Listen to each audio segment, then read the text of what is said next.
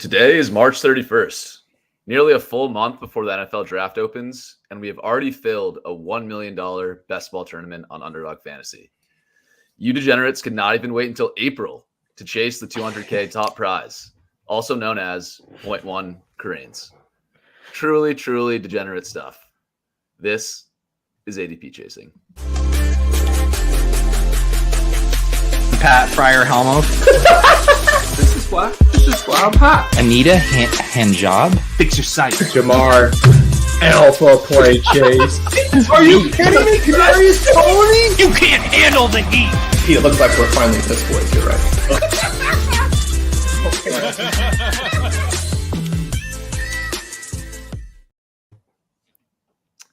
Davis, Pat, how are we doing? What's up?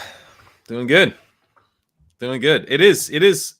I mean, as someone who's like writing about these rookies still, like to not even have the ADP to reference anymore. I was trying to give best ball recommendations on these rookies and you filled the tournament. So now I have to like parse Superflex data. I don't want to do that. How am I going to compare? I'm like, he's this price on Underdog, this price on FFPC. That was easy. Now I have to be like, is Superflex ADP is whatever. Yeah, it's a mess. Yeah, it was a rug pull from Underdog pulling the ADP off the website. I noticed that too. Well, I mean, it is stale, right? Like it is although I guess it isn't quite right because there's still are there still cash games you can do? There's still a bunch of people with slow draft notifications coming in, including our good friend Pete Overzet. The call is truly coming from inside the house on that. I mean, that is really next level stuff. Yeah, it's wild. Have you guys done any of the Superflex stuff yet? Not yet. My mind's not quite ready to go there yet. See, I'm going to because my gut instinct is that people are going to be far worse at that than they are. Like even the people. Like I think something I've realized about specifically the Underdog community. I think this is maybe a little bit less the FFPC grinders, but these people who are filling the big board on March 31st, these are people whose fantasy football is just their hobby. Like they don't really play video games. They're not like, it's like drafting is like their, their quiet time, their personal time or whatever. And so much of that comes because they really enjoy the content. Like that's just, and just because the season isn't going on doesn't mean they want to change their personal time preferences. But there's no content out there right now for Superflex. We're having a hard time doing it. Kerrane's just saying like, I basically just, I don't know what to do. I don't know what to reference. My guess is that the first week of these drafts is going to mostly just be people guessing, right? It's mostly just people guessing. And I've got a ton of experience in Superflex because all these dynasty leagues we play in are Superflex. And I did all the Superflex stuff on Underdog last year. So I'm actually probably going to be piling into this early. So one thing with this is that there's one less wide receiver spot. So you still have a flex spot, but you only have 2 wide receiver spots to fill. And then you have the super flex. You obviously want to start a quarterback in the super flex. So it is less wide receiver heavy. And this has been an extremely wide receiver thirsty offseason. Sam, I know you were thinking, man, this is already too wide receiver heavy in the big board. If ADP is anything like it was in the regular big board, wide receivers are probably going to go too high. It does create a situation where you could get like a little locked out of your wide receiver 3, maybe if you're trying to play wide receiver in the flex, or you have a really weak wide receiver 2 options. But it's like not as dire because the position you just have to start less guys. So yeah, is this the running back draft you've been waiting for, Sam? I mean, my instinct actually going into it, and I haven't done any of these drafts, so I got to look into it more, but I would think like generally in Superflex, especially like this best ball Superflex format, I think I'd probably be like more heavy on QBs than the average drafter, especially in this landscape. Like right now there's like 6-7 NFL teams where we don't know who their starting quarterback is going to be. Like good luck guessing the Bucks, good luck guessing the Colts, good luck guessing. I mean, even the Patriots, we saw the Mac Jones news now. Like there's a lot. I mean, Washington, I can keep naming teams where there's a ton of uncertainty. So I think that like replacement level quarterback, because now obviously in, what's essentially a 2-quarterback league, the replacement level quarterback is not the QB 12 every week. It's the QB 24. And that QB 24 is like, you're starting to make guesses of which guys are even starting at that point. So the replacement level is so low that I'd be inclined just like, hey, there's 24, 25 starting quarterbacks out there that we can reasonably project to start in week 17 now. Like, I want to make sure I get 2 of those guys. Like, I'm probably going to take the conservative approach of just like, give me 2 of those quarterbacks that I know are going to be starting in the playoffs. That way I can stack them up, and I'll figure out, the other positions after that. So that would be my approach. But looking at the rankings, like Bryce Young has an ADP of 72, CJ Stroud's at 89, Kenny Pickett's at 111, Matthew Stafford's at 98. I would say all those guys are pretty strong bets to be not just starting week 17, but starting all season. So that would have been my first thought too, because quarterback really dried up in the big board. So I'd assume there wouldn't be quarterback values, but I mean, yeah, if you can, I agree. I haven't looked at the ADPs. Yeah, if you can wait that far and still get those guys, like you don't have to grab 2 right away. But I'd imagine they should be going higher than that. Like I guess I would be drafting now and just like grabbing those values while you can, because I don't think they should be that cheap. My instinct was to go after the uncertainty. My instinct was you definitely want an anchor quarterback, but what do you think is going to be the scoring distribution between taking Derek Carr, who I think was the quarterback 18 in the big board, versus taking, let's say Baker, Andy Dalton, and pick Jacoby Brissett or whatever. Like, I would guess taking, and obviously you're getting a huge discrepancy because Derek Carr is going to be a 5th round pick. Whereas I actually don't think Baker Mayfield and Sam Howell and Jacoby, like just whatever, these total scrubs. Those are the type of guys who don't really see their ADP mess with too much. I also, just while we're talking about this, absolute funniest thing I noticed in Superflex ADP last year was Taysom Hill, who was still just only tight end eligible, went about 40 spots higher in the Superflex drafts last year, which there's no rhyme or reason for it. I just remember thinking that is so obvious an example of the human brain just like making a connection and not being able to unmake it for no reason. It's so funny you say that, because I played in a home league for a while with my high school buddies, and this was maybe 2 or 3 years ago. Someone basically made that same mistake where they started Taysom Hill in the Superflex. He was not starting quarterback this week. This was a week where he was like still playing his gadget role play thing, and their brain just went like, oh, Superflex, I'm supposed to put a quarterback in there, and they started Taysom Hill over like good wide receivers that they easily could have put in that spot because they had quarterbacks on bye. So I see how the the mental trip up can happen there with Taysom Hill. It's kind of funny. So Anthony Richardson here has an ADP of 149, so which cannot be right in Superflex. Right. So I wonder if there's this ADP might be like a little shaky as we're getting out of the gates here. Like that, my guess is that's like his big board ADP. Yeah. So ADP hasn't adjusted yet. Yeah. So it has somewhat adjusted. I mean, Josh Allen now has the 1st overall ADP. Patrick Mahomes has the 2nd overall ADP. So there's some adjustments, but it's clearly not fully reliable. So I guess we should be careful about referencing these later ADPs. Yeah. Yeah. Okay. Let's jump into the Trey Lance debate. I don't know. This feels like maybe the 3rd week of the offseason already where Trey Lance is the most popular topic of conversation. I think we've debated him like 3 or 4 episodes. Yeah. I'm happy to do it. Look, when you guys stop being wrong, we can stop talking about it. Hey, this is a closing line value show, and I got the closing line value here, guys. I actually did draft a couple shares of Trey Lance at the cheapest prices in the whole big board, okay? So closing line value victory lap. I mean, we do respect CLV here on the program. That's true. Let's have the Trey Lance argument from the framing of like, I don't want to talk about like real football. I think Davis and Gretsch, you did a great job talking about that in your podcast with Gretsch that I listened to this morning. Like, I want to talk about it from the angle of the show, like ADP, is he a good value, that sort of stuff, not like what should the 49ers be doing. I think that's a whole different different topic. So I think it's related though, right? So because this is what we do. And this is true in like global politics, like everything in life. This is what we do. Is once the tide turns on something, once something is labeled good or bad, it's just that for a while, right? And now we have just decided Trey Lance is bad. Trey Lance on his own merits cannot possibly be an NFL starting quarterback. The only way in which Trey Lance can start games is if Sam Darnold, comes down with like malaria and Brock Purdy suffers a reoccurrence of this elbow injury. There's no the market is assigning a very low probability of Trey Lance just playing well enough in training camp and in preseason and whatnot.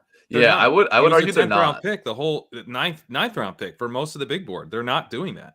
They were signing a high probability that he would be starting. So I think you're correct there. But I think now that literally just this one Shanahan and John Lynch quote of Purdy being the leader in the clubhouse, I think is when we've seen the screws turn on that. Sure. And yeah. I just don't buy it. And then the other thing, this other element of the argument, which we were talking about this via DM, that I think is my guess, and my guess is the data will end up bearing this out, is Kerrane, you were saying like, you got to be right a bunch of times. And there's not necessarily that much value even in getting it one or two parts of that right. So I think that the value now of getting a high upside rushing quarterback right, especially because we've seen this wide receiver avalanche. It's like, it's not even an avalanche. It's just a mountain, right? And we're all just buried at the bottom of it. Like these guys going wide receiver 50 in the 8th round or whatever. Like it's really insane. With the quarterbacks getting pushed up so far up the board, which we've talked about on this show in every iteration of it, like it's the highest and most efficient the quarterback market has ever been. The value in hitting a guy in the 10th round, even, and now even later than that, probably, who can like actually maybe be the 3rd highest scoring quarterback in fantasy football, I actually do think is pretty valuable. Maybe more for advance rates than winning the stupid $1 million, but still pretty valuable. It's definitely valuable. But so what I was saying was like, I feel like I have to be right like 3 times with Lance. I need him to be good. I need Brock Purdy to not be healthy to start the year, because I do think, given these comments, like he's at real risk of not being the starter to open things, and then it makes it way harder for him to be the starter in the fantasy playoffs. I also need the 49ers, assuming the first 2 things are right, I need the 49ers to then win enough games so that Shanahan doesn't start to get restless, because they do have Darnold, and Purdy will be probably healthy at some point this year. So like Lance could be like fine and they're losing, and they could make a quarterback switch. So those hitting that parlay, if you do, I mean, certainly certainly he would pay off his ADP. I'm not saying he wouldn't, but I do feel like Anthony Richardson was still going in the 13th round to close this big board out. What do I need there? Like I need enough quarterback points to get by without him to start the year. And I need him not to be like god awful. Because if he's not god awful, as I guess the other thing I think is that he doesn't fall dramatically in the draft. But there's still like articles right now are like, what are the Panthers going to decide between Stroud, Young, and Richardson? Like he's still in discussion for the first pick. I think Levis is the guy that might have that big Malik Willis type slide or something. I don't think that's really all that realistic for Richardson now. So it's like, if he's not god awful and I don't need him right out of the gate, then I have this guy who I think gives me just as good of a bet with, as Lance, if they're both starting in week 17. Like I don't necessarily prefer Lance. I guess I would, just because of the weapons, but it's like the risk that you're taking on for Lance of not even like starting that many games this year. And his risk is back weighted so that the games he's least likely to start are the fantasy playoffs. I just really didn't like the price 9th, 10th versus Richardson, even at his most expensive, even when I was like reaching for him, because I was like, I did an Indianapolis thing or I really wanted some upside at quarterback. Even when I was reaching, I was taking him in the 12th. So I just felt like he was poorly priced in the big board. I'll come back and get some exposure later if my feelings change. I feel very similar to you, Pat. So I won't rehash it too much, but yeah, like if he fell to the Richardson, like sort of the rookie quarterback tiered right now, which is Richardson, Bryce Young, Stroud, all going around, pick 150, which he if did fell right at the end. He Yeah. did exactly. and I If took a he couple was shares there, there. I would have been drafting him 100%. But he was going, above guys like Jared Goff, Geno Smith, Russell Wilson, Derek Carr, Kyler Murray. I mean, you can certainly argue Lance has more upside than some of those guys, but I think each of those guys still has pretty good like individual week upside. You know how to stack those guys up, and they're like pretty much guaranteed to be starting if healthy down the stretch. So for me, it was just like, I don't know, like maybe like sometimes you win this bet with Lance, but like it doesn't feel worth the risk, especially. I don't know. There was also a lot of narrative like, his price could increase. There's going to be good reports about him all offseason. I'm like, have we been getting good reports about Trey Lance the past couple of years? Like, I think it's just as likely we'll get bad negative reports, and that's what we've got. Like, whether you think these reports mean anything or not, like, I think it was always in play that some kind of bad news would come out about Lance and he could fall. So for me, it was just a price thing. But if he falls to 140-ish, I certainly. Well, I think you got to balance the probability of Trey Lance skill reports one way or the other versus an August 1st article that Brock Purdy had a setback in his rehab and actually isn't going to start throwing. And look, Right. all due respect, Sam Darnold is not starting a fucking game for the 49ers. Like maybe like if Lance gets hurt, it's possible, dude. I think it's definitely possible. You guys have lost your minds, dude. Sam Darnold is bad. He's just not. He's better than Nick Mullins and CJ Beathard, right? I'll agree. And I think one of the lessons Shanahan has learned is like pretty important for the style of play we have is just to have three quarterbacks, because for whatever reason, we are the cursed monkey paw team and our quarterbacks keep getting hurt. And just having three guys who were like viable and not having to use Josh Johnson in an NFL game. So I can see that. And Gretsch made a point that I thought was pretty good, which is they probably told Sam Darnold in negotiations, like, we'll give you a shot, so he can't, these guys can't come out and be like, did we sign Darnold to be our third quarterback, which I didn't even think about. So I think that definitely plays into it. Me personally, I'm not expending any mental energy on Sam Darnold. If I need to, whatever. I just think like it's not like they have no one there. Like it's not ideal for Lance in the events where he's not playing well. Like there was this before they signed Darnold, and if Purdy was like definitely not going to be healthy at any point except maybe the very, very tail end of the season, then you had this situation where it's like, well, it's Lance or nobody. Like they have to play Lance, even if he's basically bombing and he's just only able to rush. They're just going to have to fight through it.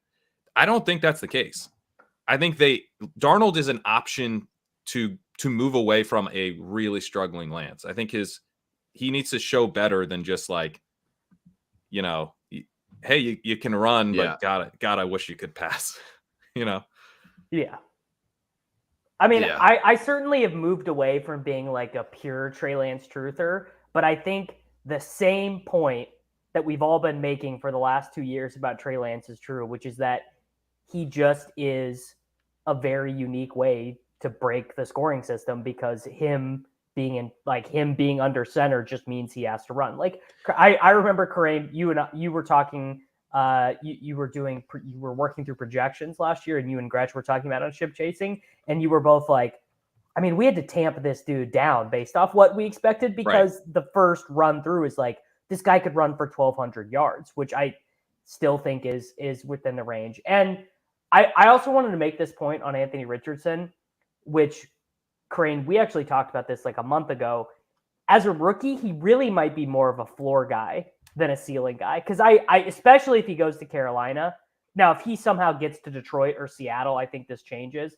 But especially if he gets taken first by Carolina, I just am not expecting him to be that successful passing the ball. I think it's going to be a lot like Lamar was for that Ravens team when he came in for Flacco. He was not. Yeah, but what if Lamar weighed 244 pounds and had a perfect 10 RAS score? And dude, Kyle Dvorak was comping him athletically to Derrick Henry, and it works as a comp. And no, it's like, you don't got to sell me on the Anthony Richardson, the player. Once look, you made I the mean, sale, stop selling. rushing touchdowns. That's why I don't think. Yeah, I agree with you about his passing, but like, maybe he's sort of a floor play, but I don't know. I mean, he can rush for touchdowns. He can be kind of Cam Newton-y, that way. He's 244 pounds. Cam Newton is the 99th percentile. Although I do just want it on the record, like whatever. I don't even know what Lamar weighs. Whatever he weighs, he's the best rushing quarterback since Vic. He's so good at it. Like there's more to rushing than just being a big, strong freak. And Lamar is so good at it. Sure. But I think in terms of like fantasy points scored on the ground, having the ability to be a goal line back as a quarterback is like unreal. You can't beat that. So yeah, I agree that Lamar's like a better pure rusher, but I think Richardson would be more dangerous around the goal line just given his size. Lamar's rookie year, he was above 20 fantasy points per game in like the games he started. I think like that's pretty good upside. And Josh Allen wasn't great, but he was still, I think, like 17 points a game, something like that. I don't know. Like, I think there are ceiling outcomes with like a rushing quarterback. Obviously, like Anthony Richardson, like he could just go nuts, right? And like he just did his pro day yesterday, and he was like, when he like threw the ball off the roof of the dome, like he's insane. He's so good. Who's more likely to be going in the 8th round of drafts in the summer? Richardson, 100 billion%, because if he gets taken by a team that doesn't have an obvious veteran roadblock, or if the coaches just say we're starting him, we're going to get the same, these streamers to not be named are going to be I mean, like he could be a 6th round pick. Anthony Richardson could be. That I completely agree. And that's why to me, it was just like, it was kind of a no-brainer just to pass on Lance. And this is like one of those things where it's like, you got to be like really in the weeds on best ball. But I assume if you're watching this, it is March 31st. It's a Friday afternoon. You probably are. But like, did it the 9th and the 10th round? I mean, the 9th round, like Zach Charbonnet was there, like it was sort of a big opportunity cost. Yeah. It felt like, even though it's only like the 9th versus the 13th, like, is that really a big difference? Like, yes. Yeah. Yes. Yeah. It's huge. It's a huge difference. Yeah. But, I mean, 13th to 18th is like almost completely flat right now, I think. Like you can make some arguments here or there, but there was a huge drop off, I think, in that range. Yeah. So that's why I was like, once it got to the 13th, even the late 12th, I'm like, I don't really care about any of these guys. I'm taking Richardson. If Lance was there all the time and I had like a 49er set up, I would have taken him there too. It's just he rarely was. And, honestly, I feel like the two are very comparable bets. And in some ways, I prefer Richardson. I think you're definitely taking on some risk of like, if he falls in the draft, even if he falls a little in the draft and goes to Seattle or Detroit, I think the bet becomes very different because now it's like a pure fantasy playoffs play. And there's a chance he doesn't even play at all. It could be a full redshirt year. But if he goes to the Colts at 4, he's going to I think he has upside to be like a 6th round pick. Gardner Minshew would be like the most hated man in America if Anthony Richardson goes to the Colts and they're like, and the coaches are like, yeah, we got to start the vet, bro. Like when Minshew went from being this like meme folk hero to being like, everyone's so sick of his shit. But the thing about, so Minshew would have some advantages there because he's familiar with the offense, but you are getting the guy who's just the OC for Jalen Hurts.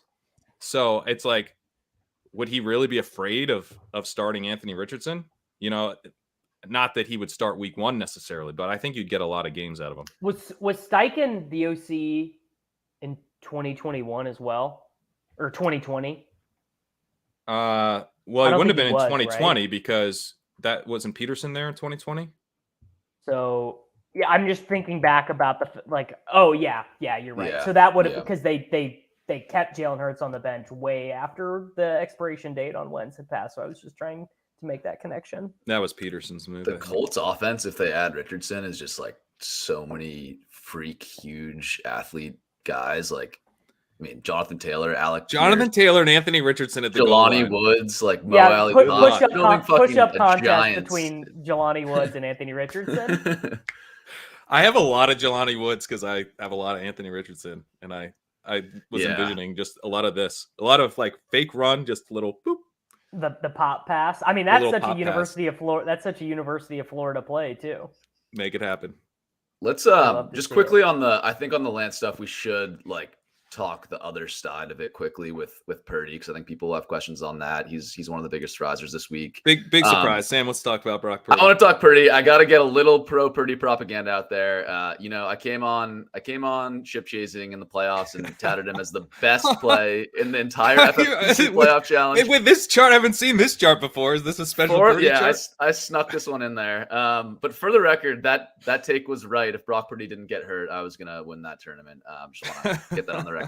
Anyways, so I hear a lot like, oh, Brock Purdy, he's just like a Nick Mullins, CJ Beathard, whatever. I think sure, kind of fair, but if you look at the last 5 years, like and look at the numbers, like PFF pass grade, yards per attempt, like even looking at sack rate, Purdy is like a significant tier above the Beathard Mullins type. Like whether he is much better than Jimmy G, I think that's certainly up for debate. I think statistically they profile pretty similarly. If you look at, EPA per play, completion percentage over expected, Jimmy G and Purdy were like quite similar last year. Their grades pretty similar. So I'll give the argument that like maybe Purdy and Jimmy G are kind of the same guy, but I don't know. He was good last year. And like, again with Lance, we have 102 pass attempts to judge him on. Like that is not a big enough sample size, but it is a sample size. It's 100 attempts in the NFL. They have been disastrous from a passing, side. So perspective. Yeah, I want to just make that point that like, I think we can like look at this data. Like I hear a lot of people say, oh, it's way too small of a sample size. We can't judge these guys. I'll grant that, but like you should at least acknowledge like what we've seen so far. And it's two very different stories. Well, I think isn't the argument that I think the Roto-World guys were saying this, that like you can see a little stretch with like a Nick Mullins type where they're fine. And then it comes crashing back down to earth. And we never got the, chance to see whether or not Purdy would have come crashing back down to earth. So it's that he could be, kind of doing a Jimmy Garoppolo impression, which he did very well, that then gets exposed because, he ultimately is this 7th round talent. So that's kind of I think Purdy's like floor, if he wasn't playing like this, is still pretty low, just given that he was literally, the last pick in the draft. Yeah. And the elbow injury throws a whole wrench in it. Like, I think I've heard people argue that could be like a thing that impacts him his entire career. Sure. I do also just want to add like the betting markets for San Francisco futures are insane to me. They have the second highest odds of winning the Super Bowl, according to DraftKings Sportsbook, like behind only the Chiefs.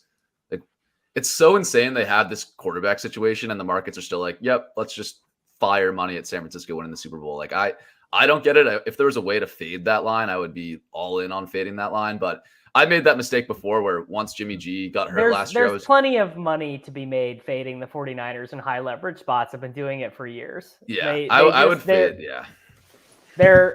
And look, maybe Purdy is I said this to Gretch yesterday. I think like the better comp is probably Tony Romo than Tom Brady. If you want to make a comp to a guy who literally came out of nowhere and was really successful. I guess my general issue is that I don't think 233 attempts is enough to parse out the difference between Purdy and Beathard and Mullins. But I'm certainly open to the idea that they've just found their guy and they're going to ride with Purdy for the next couple of years or whatever. Like that, I didn't catch his name. Someone screenshotted us their big board exposure and they had like 80% Brock Purdy. Yeah. And like, I actually think that's fine. I actually think that's like a pretty good strategy because either you just burned all your teams or you've got like massive closing line value and you have like all these teams that are live that are attached to a really good offense. Yeah. And I imagine he was stacking those teams with San Francisco. Right, exactly. I don't love, as someone who's like not that confident in Lance's skill set, especially as a passer. You don't like stacking him as much.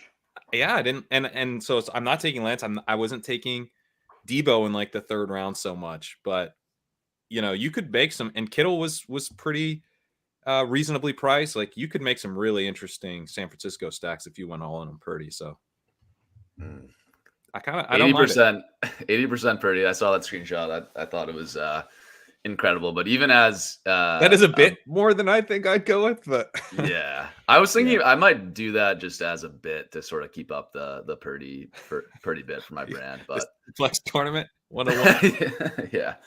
All right. Anyways, let's. That was a lot of Trey Lance and Brock Purdy talk. Let's get. It feels like we're back to our corners, right? No one convinced anyone of anything. We're all just back in our corners, getting tailed off here. Well, I guess final thing, like Davis, would you still be taking Trey Lance if his ADP was 110? No. Okay. No, but I think we kind of agree more than we disagree. I think we're all kind of like on board that would take him around 140-ish, right? My response was that this free fall is overreacting to Kyle Shanahan just like vibing in a March press conference. Yes, but I think the original price didn't factor in enough the risk, I think. Yes, I think it's a delayed reaction, and his price was settling where it should have been all along. Fair enough. Okay, anyways, largest ADP risers from the past week. I was able to get this data right before Underdog rugged it from the website. The 10 biggest risers, a lot of the same names here. I'll read off the guys that are repeat performers on this chart. We have Damien Harris, Samaje Perine, David Montgomery, Rashad Penny, Miles Sanders, and Adam Thielen, all showing up in this chart for the second week in a row. A lot of the veteran running backs that signed recently and have seen their prices go up. Let's start with the Damien Harris conversation. Curious, Pat, what do you think about Harris's price at around 125 right now? I mean, I would take him sometimes. He would go like in the late 10th. I would often feel like I needed a running back, and I didn't like a lot of the options in that range. And so I would take Damien Harris sometimes there, which I didn't love. But I'm like, you're getting the Sean McDermott stuff about how Allen needs to run less, which is stupid, but maybe he does run a little less. And then Damien Harris is in this really powerful, potent offense, and he's going to presumably be getting the goal line work over James Cook. So in half-point PPR, I was just like, he's going to be out there doing some stuff. Cook is not this workhorse profile that he's going to get his snaps. So it just felt like an okay pick that I would make sometimes before 125. Yeah. I can say why I think I'm even a little bit more excited than you about Damien Harris. A couple things. First of all, Devon Singletary always was picked around sort of pick 100 the past couple years, and I think like what projects to be a similar role. Damien Harris, I think, is just better than Devon Singletary. If you look at 2020 and 2021 PFF rushing grades, Damien Harris was third of 78 backs qualifying, I think, minimum of 50 carries or so. He was fifth of 79 in 2021. Last year, he wasn't as good, 29th of 69, but he was playing banged up. So I'm willing to say that I think that 2020 and 2021 stats are a little bit more accurate for Damien Harris. And he's 15 pounds bigger than Devon Singletary. So in terms of, Devon Singletary didn't get a ton of goal line work. Josh Allen took a lot of that. I'm actually kind of buying the Josh Allen is going to run less stuff, especially in the regular season. The last couple of years, we've seen this dynamic actually with Mahomes, where in the playoffs, he starts running a lot more. In the regular season, he basically doesn't do it at all. I'm not saying that's going to happen to Josh Allen, but it makes sense to preserve him for the long run. That like if the Bills are already going to be good enough to make the playoffs anyways, why are you having Josh Allen run the ball a shit ton and risk getting injured? Just save that for the playoffs and use a bigger back like Damien Harris in short yardage and goal line situations. Obviously, Allen will still take some rushing TDs. Like it's going to happen. He's Josh Allen, but I actually kind of buy that the share of rushing touchdowns that come from the running backs could get bigger for the Bills this season, especially with a bigger, I think, more talented back in Damien Harris. So I would be buying him like to pick 90 to 100. I think he's actually a great value. There obviously is risk they add someone in the draft, but I think that's thinner. So I'm pretty excited about Damien Harris. 100%. Although I don't know how much I buy the Josh Allen rushing stuff, because so much of his rushing stuff comes from scrambling, and like a leopard don't change his stripes, you know. Yeah. And like what is McDermott gonna do? Like pull Josh Allen from? Is that a quote? Is it a cheetah doesn't change its spots? Isn't a tiger doesn't change its stripes? I mean, it's all the same. Don't leopards have spots? Yeah, I got those confused. Classic. But what is McDermott gonna do? Like Josh Allen scrambles for a 14-yard gain, and he goes, "That's it. We're putting in." I don't even know who the Bills' backup quarterback is. Matt Barkley's coming in, or whoever. Yeah, I doubt that the scramble rate stuff. I doubt that would change too much. I mean, it could. Like, I think Mahomes consciously chooses to scramble more in the playoffs than he does in the regular season. Like, I think a quarterback can make that choice. I agree with you. I kind of doubt it will happen, but I'm more so talking like the scheme stuff at the goal line. Like, if it's effective to give Damien Harris more goal line carries instead of design runs with Josh Allen, like if that works, I think it's a smart coaching move to do that during the regular season, even though it's like maybe slightly worse than running with Josh Allen. If they're going to win games anyways, like, I don't know. He had the elbow thing last year. I kind of buy that they're going to try to do things to lessen the burden on him in the regular season from a rushing perspective. But I could be wrong about that. Either way, I think, like, why is Harris going 25 picks later than Singletary was? Like, do we think Singletary is better than Harris? Singletary had shown an ability to earn enough of the coach's trust to where he was like an every down back. And I don't think Harris is likely to ever do that. He's pretty much kind of a two down guy. Sure. I think one thing that is interesting about him is that in 2021, he showed a lot of breakaway ability.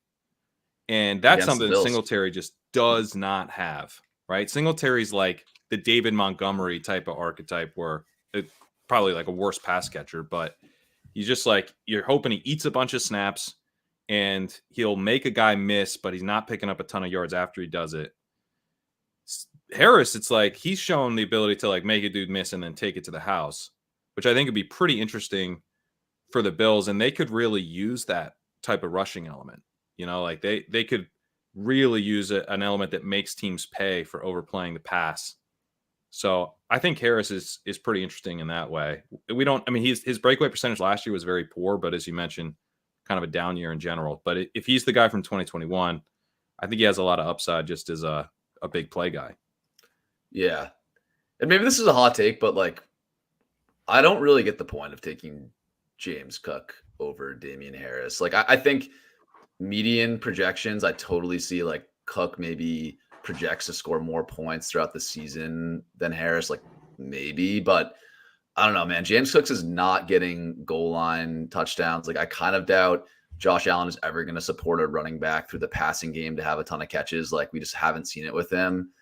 If I want like a multi-TD game, I think I'd rather have Damien Harris than James Cook. James Cook could be anything. Even Damien Harris.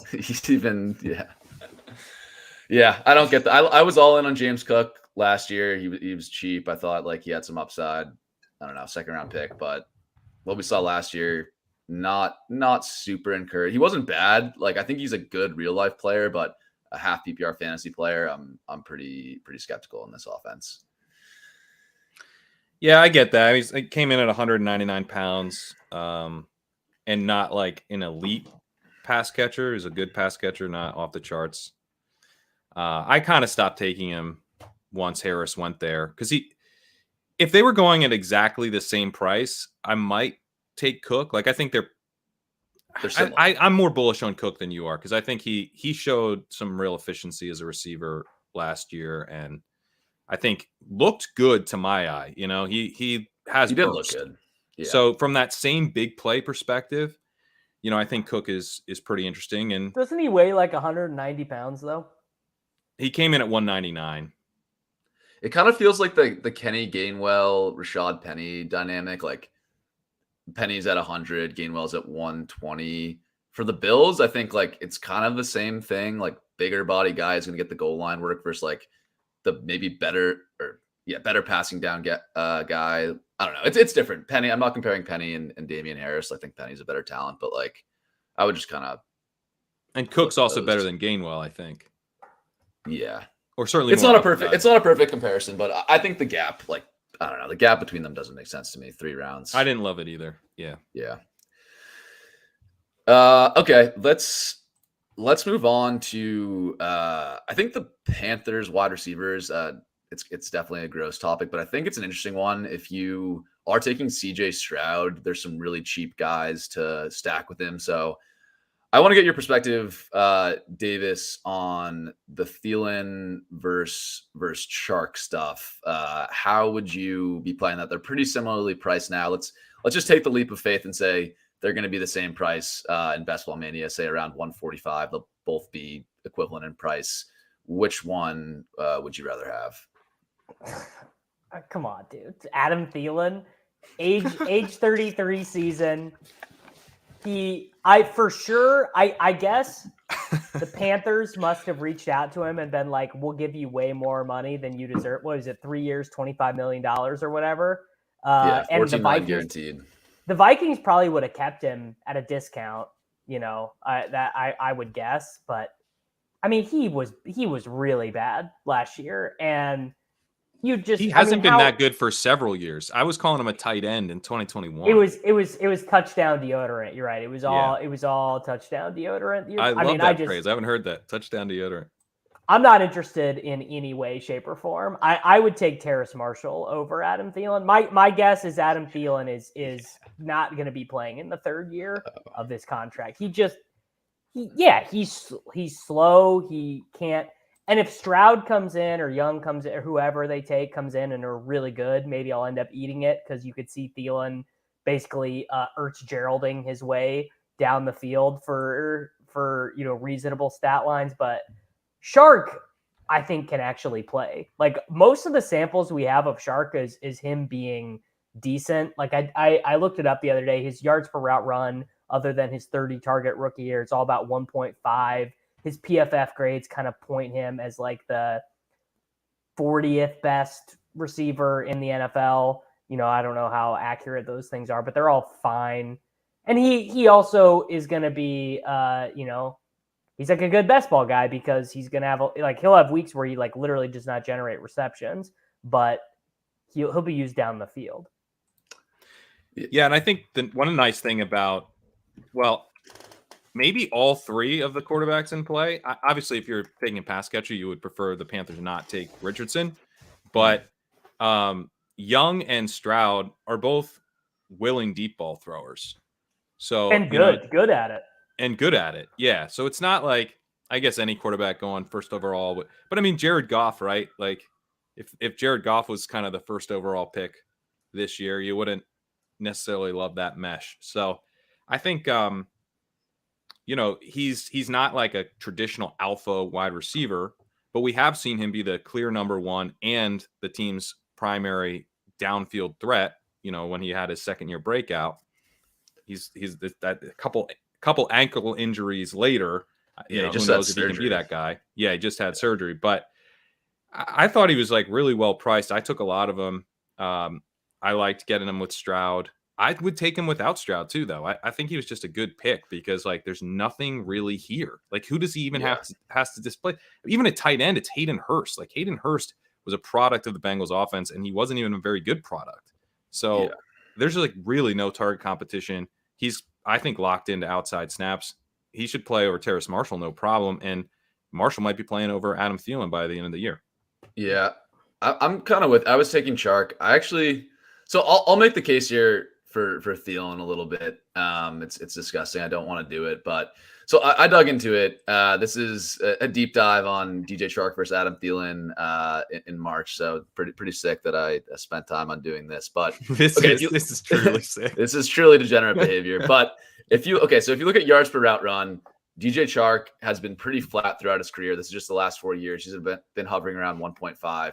Adam Thielen, clearly at his peak, was a much better player than that. He was around 2 yards per route run. He fell off a ton in 2022 to 1 yard per route run, which is bad. But okay, yards per route run is impacted by target competition. I think we have to acknowledge that. He was competing with Justin Jefferson and TJ Hawkinson. Chark also had decent competition. He had, Amon-Ra St. Brown, Jameson Williams for a little bit, even TJ Hawkinson himself for a little bit. So it wasn't terrible target competition, but I would say Thielen had tougher target competition than Chark last year. And then if you look at the wide receiver charting stuff, it is really, really, really fucking bad for DJ Chark. Reception perception, Matt Harmon, he does great stuff, has good data.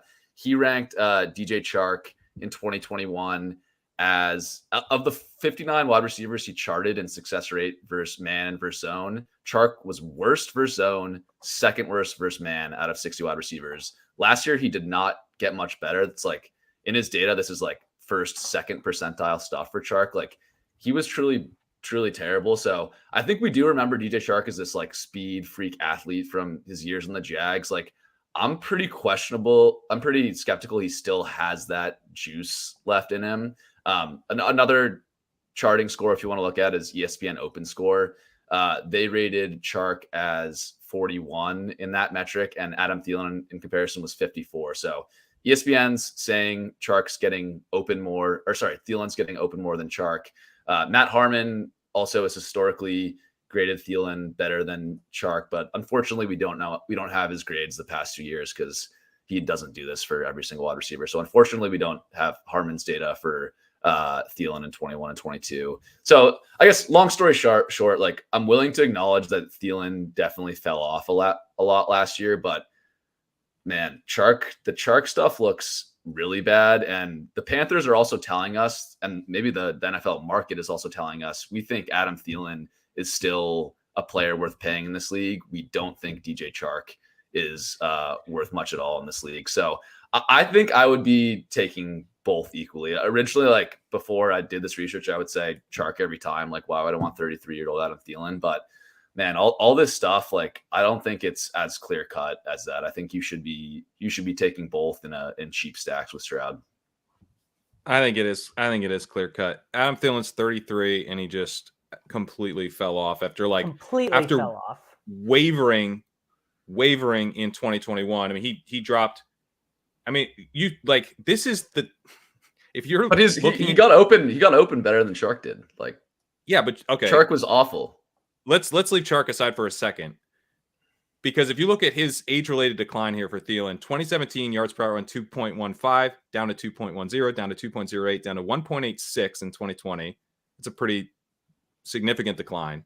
Down to 1.63 in 2021. At that point, you're like, this guy might be over. And then he turns in for a veteran, a horrible season of 1.08. And they bring in Hawkinson. And then the team's like, yeah, we don't really care if you come back. I mean, that's about as thorough of a you're done as you're going to get. And that the Carolina Panthers being the team to scoop him up and giving him a ridiculous contract doesn't do anything to me to kind of raise my expectations for him going forward. I think he's dust. Full stop. I think he's dust. And so then it's, well, what's going on with Chark? Well, he came off a severe ankle injury last year. He just had ankle surgery again. It's possible he's done too. It's possible the athleticism sapped. It's possible he's not healthy enough, to start the year. So he has some risk, but there is also, I think, a plausible path where he was playing hurt the last couple of years, and now he's back to being good enough to deal with target competition that essentially doesn't exist. So, he definitely could bust, but I just think much more plausible that he is doing some real stuff for your best ball teams. Yeah, I guess that's fair. And I think anchoring as comparing him to Chark is a very low bar for Thielen. So maybe the real takeaway here is like, to me, they both look dust. Like if you're going to say Thielen is dust, like I think like I get the injury stuff, but does that explain 2021? Like I don't think so. Well, I mean, okay. He was playing in an Urban Meyer offense. Is that we use that excuse for everybody else? I no data sample from that Jacksonville season is applicable. Like I just that you're talking That's fair. about. That's threw out Trevor okay. Lawrence's season. Sure. We're not allowed to throw out Chark's. I He forgot didn't about know who I forgot Aaron about that. Donald That's fair. was. He didn't know who Aaron Donald was. All right, like this was not a comp. And now his offensive coordinator is coaching CD Lamb. So Yeah.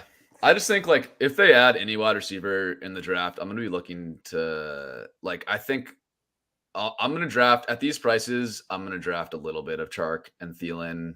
I see where you guys are coming from. I still think it's closer based on the money and just based on the charting stuff that Chark looks. You can't pay someone to be young. You just can't do it. Yeah. No matter how much money you give them, they won't get younger. You can't pay someone to uninjure their ankle that has sapped their athleticism either. That's so. true. But hopefully he recovers. Well, how old is Chark? I mean, he's 6 years younger than Thielen, but I don't know. Like it's like these charting numbers are so like he's literally like the worst wide receiver at getting separation in the past 2 years. When were the charting numbers from? From 2021. Like I think it's fair that you want to throw out like the Urban Meyer offense, but like I don't know, the charting numbers, like that's just a guy. Is a dude getting open or is he not? And like definitely you can scheme guys better or worse, but like man, 58th out of 59th in success rate versus man, 59 out of 59 success rate versus zone. I think this is where the target competition really does matter because like if you look at ESPN Open Score, let me pull up because like what you said he was around the 40s. So, you look at like guys like Mike Williams and stuff, like they don't rate well in that metric either. It's but is DJ Chark a big-bodied contested catch guy? I mean, I don't know. He's 6'4". He doesn't have the weight, but he's 6'4". Right. Mike Williams had a 49 score in Open Score last year. Gabe Davis was at 45. We obviously have our issues with Gabe Davis, but like downfield deep threat guys don't always get a ton of separation. And it's more about, well, not if they do get separation, then obviously they have a much stronger chance of being stars. But in this case, it's like, okay, there's not really anyone else getting open very easily. And is the quarterback going to be willing to like chuck it up? And I think both these guys probably willing to chuck it up a little bit, and they've got the arm to do it. And there's no real other options. So I think if he were to land where there was legit target competition, I wouldn't be nearly as excited. But I just think like he does seem like a guy who can stand out from this pack. That's fair. And I've drafted a lot of Chark. So I totally get where you're coming from. Yeah, let's move on. Any of these other veteran running backs that any of you guys want to talk about? I know we touched on Kerrane, Montgomery, Penny, Sanders in the past week. I guess for you, Davis, of those guys, who is your favorite value right now between Kerrane, Montgomery, Kerrane? Let me bet against Javonte Williams with this like complicated knee injury. Bet on a guy who's like basically been pretty good every time a team has given him the ball, except for when he played for the Commanders, right? And kind of give the Commanders the same treatment I do the Urban Meyer Jags, which is like they're an unserious franchise and have ruined lots of guys' careers. So seems plausible that Kerrane might actually be pretty decent. And probably most importantly on Kerrane is like, one, I think he's going to play a lot. Two, I think even if Javonte Williams has this miraculous recovery, I still think he's going to play in a very Mixon Kerrane way that he did. And I don't know. I think I've psyopsed myself into thinking Sean Payton can fix Russell Wilson. I think that's now officially where I'm at in the offseason. Well, I've psyopsed myself after listening to Denny. Denny Carter keeps saying he's going to get benched for Jarrett Stidham. And if you psyop yourself into that, yeah, no, boom. Who's checking down to Kerrane more? Probably Stidham. Yeah. Oh my God. Yeah. Well, that's good. That's now I have like a backup psyop if I need. You have it. a backup psyops, yeah. Perfect. I think P Ryan's been a nice value because it's like this. It's like a Jamal Williams type of play, 100%. but he's cheaper. You know, and what's really the difference? I mean, P Ryan's better pass catcher, and you get a guy in Peyton who's always ran committees and thrown to the running back a lot. And Javonte Williams, I think, would be certainly like capable if he's healthy of getting a lot of that reception work, but we're pretty worried about his health. Yeah, I think that I'm with you guys on Pierre. I think he's a good value. The only like thing here is, you know, Broncos, they have 2 picks on day 3. I think they take I don't know, Zach Charbonnet at pick 67 seems reasonable. Well, if they get Tajay Spears, I think that like there's guys like Spears is a pass catcher, and that, you know, there's guys like that too, where, I mean, they get Deuce Vaughn. He gets his next Darren Sproles, right? Like, yeah, I'm just saying, it doesn't take much for for a guy to land in Denver where I'm immediately probably going to be more excited about the rookie than P. Ryan. It doesn't. That's a good point. Much. Yeah. It feels like they have to add a running back, right? Like Javonte, his health stuff. Who else do they have besides P. Ryan on the roster? Like, not much at all. Like, I think they're definitely drafting a running back. Is Murray still there or not? Probably not. I think he got cut at the end, right? Yeah. He got cut when they got Edmonds, I feel like, maybe. Oh, I forgot that Chase Edmonds. No, he's in Tampa. No, Edmonds, yeah. Latavius Murray. Those Latavius Murray spike weeks last year were truly like from the grave spike weeks. Like, they really were. That's the true Undertaker meme. Latavius is a free agent. Okay. Yeah. So I think they're drafting someone, or we'll see. But there's worlds where P. Ryan rises, but I think we have to acknowledge like he could be dusted by a rookie. But I still think he's a good value at this price. You just got to factor that in, I think, a little bit. Other guy I want to talk about, I think the most recent free agent signing that's kind of relevant for this chart. Irv Smith signed a 1-year, I think $1.75 million guaranteed deal with the Bengals. So pretty small money, in the range of Austin Hooper, Jordan Akins. That's the type of money that the Bengals committed to Irv Smith. It's not a ton. It's kind of a 1-year prove it deal. Pat, what do you think about Irv Smith right now? Do you think he's sort of a priority pick in your Bengals stacks? Are you just ignoring him completely? Where are you at? Yeah, I was searching for him in my drafts and taking him right after the signing, and then I would search for him sometimes, and I'm so sneaky. No one's thinking to search, and then he'd already be gone. God damn, I need to. Okay, now I need to start prioritizing him a little bit more. I don't think you want to go crazy with like, I don't know what like exactly prioritizing him means, but he is going to play snaps for the Bengals, I think. Even if they draft a rookie, I guess if they draft like a Mayer or a Kincaid, then you would really worry about it. But some of the reaction I was seeing out of this is that it was like, okay, sharp move by the Bengals because they took care of a clear need that now they're not going to have to draft to fill. And it doesn't really make sense. A team that's about to be really cash strapped, as we talked about here, it doesn't make sense to draft a tight end early if you're trying to think through it from the lens of like, how can I save money? Because even if you hit on the guy, right, like it's not like a valuable position necessarily. Like the free agent contracts for tight ends aren't that large. So it's better to get a guy at a more valuable position playing on a rookie contract than it is to get a tight end, because at tight end, you can sign Irv Smith to a 1-year prove-it deal and be fine. So I think, who knows what their plan is, but it would make so much sense to basically have taken care of tight end this way and then use the draft for other needs. And if Irv Smith enters the season as the clear tight end 1 for the Bengals, I think we'll be taking him in like the 14th round or something. 13th, 14th. Yeah. I was just looking at that. Like, it feels like the Cole Kmet to Jawan Johnson range is where he would land. Yeah. If the season started today, the only other tight ends in the roster are Tanner Hudson and Devon Asiasi, which is, as it currently stands, that's what it is. I think he would be 140, 150 ADPs ish. I mean, he had like an ADP around 100, I think, last year, didn't he? I mean, That sounds right. Yeah. So close to that. He could be there again, depending on how much Irv Smith optimism is left. How much more juice does Irv Smith Jr. after like 8 injuries have than Hayden Hurst? Like still probably like 200% more juice, right? Yeah. Still probably. Yeah. Yeah. And this I mean, he's only even, 21 years old, dude.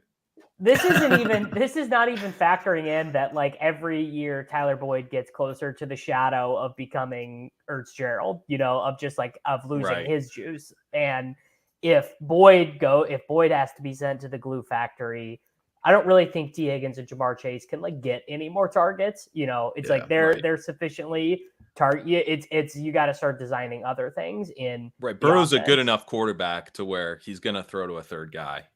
Yeah, exactly.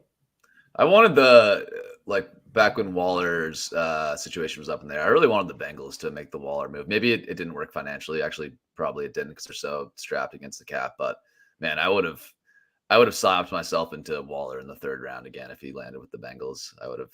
3rd round. Oh my god. Not okay. That's an exaggeration, but that's so high. That's above Andrews. Man. Waller's burned me for 2 years in a row. Right. I probably would have let him burn you again. I would have loved to let him burn me again on the Bengals, but more from like a real football perspective, that just would have been super fun, I think, to see. That would have been very fun. I agree. With a good tight end. Yeah. Anyways, let's move on past the Panther stuff. Let's talk some fallers here. A lot of got Trey Lance is falling. Terrace Marshall, I guess on the Chark and Thielen news is falling.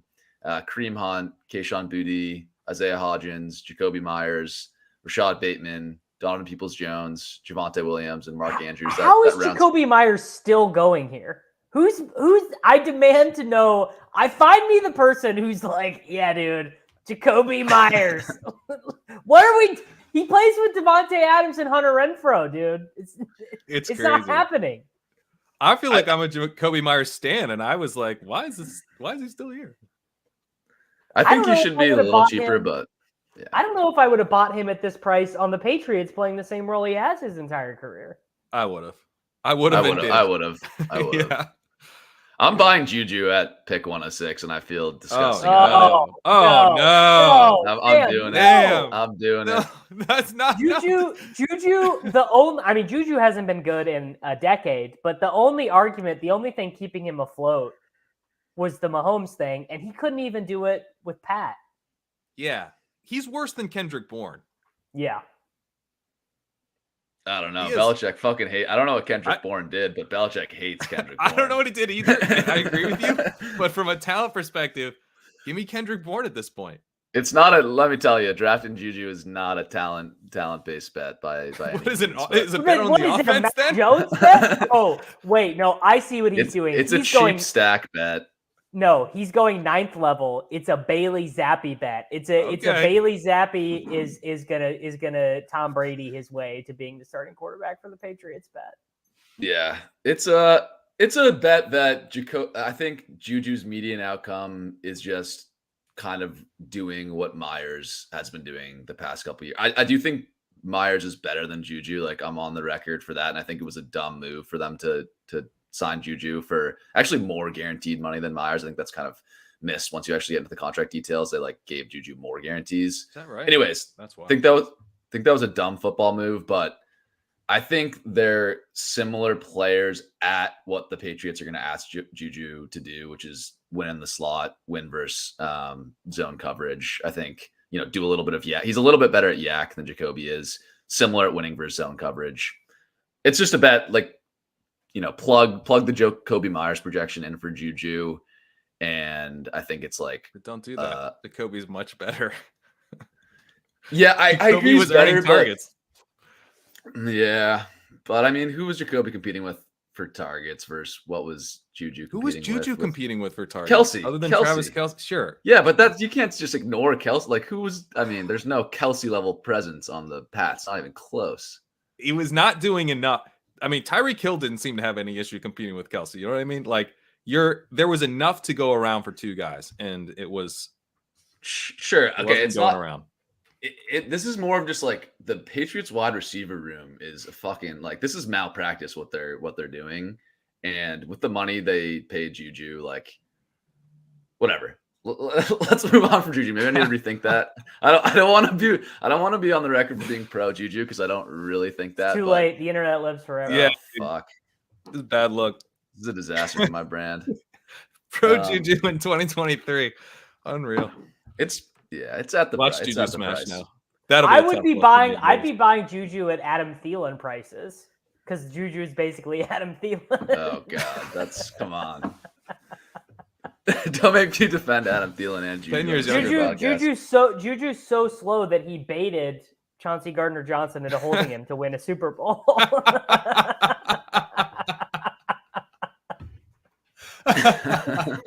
I will always appreciate Juju Smith-Schuster for delivering a Super Bowl to the Kansas City Chiefs. But the only way he could. You know what's absolutely disgusting? This is not related to best ball, but I had Juju on all these dynasty teams, and I bought in so hard I didn't sell him in any of them. I just kept him in all these leagues because I was like, I just banged the wide receiver 20. Like, why would I trade him? I didn't sell him when I should have sold him, but I did sell. I used the Chiefs window to sell some of them. Not good portfolio management. This is a good point from Chip Skylark. If you're doing the follow the money strategy with the Patriots, you would have taken some of the most heinous draft picks of the last couple years with Nelson Aguilar, Hunter Henry, Jonnu Smith. Wasn't Jonnu like the 6th highest paid tight end in the NFL last season? This is a whole nother topic, but man, Belichick has completely lost it as a GM, right? Like he's like one of the worst. He's like Gettleman level. Honestly, it's bad. Like I don't think he has any idea what he's doing in evaluating wide receivers. If you look at the past 5 years, it's like trade a 2nd round pick for Mohamed Sanu, draft N'Keal Harry in the 1st round, give Jonnu Smith, Nelson Aguilar, and Kendrick Bourne way above market money. Give Juju way above market money. They had Philip Dorsett in there. They drafted. I mean, their draft picks have been comically bad. Was it? I can't remember. Aaron Dobson, Malcolm Mitchell. Mitchell was good. All truth, Mitchell. He was good before the injury. Now, okay, all right. Yeah, but he was dust. You're right though. God, they took another guy I liked from the early Rotoviz days. They took a dude, Stedman Bailey. Remember Stedman Bailey, Davis? No. You're misremembering. They took the guy from Marshall, Aaron Dobson. That's who you were thinking. They didn't take Stedman Bailey? Stedman Bailey. I think they both went to the Rams, right? Oh. Okay. Yeah, they did take Aaron Dobson for sure. Tyquan Thornton last year over George Pickens. That's just what are you guys doing? I don't get it. And maybe Thornton will pan out a little bit. You're right. Bailey was a Rams guy. I don't know why I thought he was. Stedman Bailey was a 3rd round draft pick. Talking about shit that could never happen in today's environment. Stedman Bailey, Tavon Austin's teammate, going in the 3rd round. That's wild. I wonder who the Patriots guy is thinking of then. Well, there are. I mean, take a pick. They've taken so many, and they've all been terrible. The last 1,000-yard wide receiver that Bill Belichick drafted was Julian Edelman. He was a 7th. The wide receivers they've hit on have been 7th rounders and undrafted guys like Jacoby Myers and Julian Edelman, or guys they've taken from other teams: Wes Welker, Randy Moss. They drafted Braxton Berrios, Malcolm Mitchell, Jeremy Gallen, Josh Boyce, Jeremy Ebert, Brandon Tate, Matthew Slater. Yeah, God, Brandon Tate. They drafted, I think, Chad. Going way back, they drafted Chad Jackson in the 2nd round. This is late 2000s, and he was terrible too. I mean, even if you go back, you can go back all the way to when they were winning Super Bowls all the time. Guys that we think of as being good, like Deion Branch and stuff. Even Deion Branch, never had a 1,000-yard season. You remember his name because they won all those Super Bowls, but Belichick he really doesn't. He must just not get it. He must just not get what it is to succeed at wide receiver. I don't know. Well, he had Matt Patricia as his offensive coordinator last year. So, it's possible he doesn't have a great feel for several things on offense. I maybe that is it. Maybe it's just that the Patriots used to be able to get by on like Brady is the GOAT and kind of just handles the offense, and McDaniels too. Like the Raiders offense really wasn't horrible last year. It's just like McDaniels is a bad CEO type coach, and Belichick just handles the defense. And now that alignment is just all out of whack. Yeah. If you want to get wonder deep, if McDaniels might be also pretty overrated though, because he's getting he's like he got the nice little gift of the Patricia hire, because now it's like, oh, the Patriots are like in disarray. Well, it's like, yeah, they're in disarray because they didn't replace their offensive coordinator with anybody, you know. But then compared to where the Raiders were, not just under Gruden but under Bisaccia, I think they seemed like a little bit less interesting on offense. So, and we've seen his second chance. He went to Denver, tried to install a Tim Tebow offense, you know, ran Jay Cutler out of town. Didn't look particularly impressive as an offensive mind on his own in that stint. So I don't know. I think I have never been someone who wants to praise Tom Brady, but like Brady's last couple, like going to Tampa Bay, winning a Super Bowl, and then having like every coach that he was with kind of get exposed as like maybe slightly overrated. And maybe we could remove the slightly in some of those cases. Is nice run out for Brady. Yeah. I got a question. Who has a higher winning percentage as a head coach in their career? Belichick without Tom Brady or Cliff Kingsbury? Oh no. Brady, I tweeted it out. Belichick has a sub 500 career record without Brady. And it's a large, people think, oh, it's a small sample. It's a big sample of games now without Brady. And this is getting into Belichick slander that is tough to do, but it's not that tough to do. We're doing without it. Brady, it's like easy. hundreds it's not of that games. Hard. It's hundreds of games, and he's been a below average head coach. Can someone Photoshop Belichick in Thailand? That's what I want. Just a grumpy Belichick at a Thai bar. I mean, now that we're entering into Superflex territory, are we going to be taking Bailey Zappi in the 20th round? There was just Belichick just said today he won't. They were like, "Is Mac going to start at quarterback for sure?" And he said no. He said, "I'm not going to say that today." Wow. Let's one thing I did want to touch on. I think this is a big takeaway of this chart for me is the Ravens ADPs are falling a lot in this Lamar news. Lamar would have been like the 12th biggest faller in this chart. He just missed the cut, but Bateman's down, Andrews is down, Lamar's down. Pat, what are you doing with Lamar at this point? I've kind of just been like hammering him. I was hammering him early. I'm still been drafting him even as he's been falling. Like I'm kind of fading this noise that he might not play this year, but I'm hearing some like people I respect now say I think there's a legit chance he doesn't play. So what are you doing with Lamar and the Ravens guys? I was still taking him because he was continuing to fall, and you could get him in the 5th. I love Andrews. I just think he's massively underpriced if Lamar does play. You're getting I think you're getting a huge payoff with the Andrews, and then when Lamar would come back around in the 5th, I would grab him.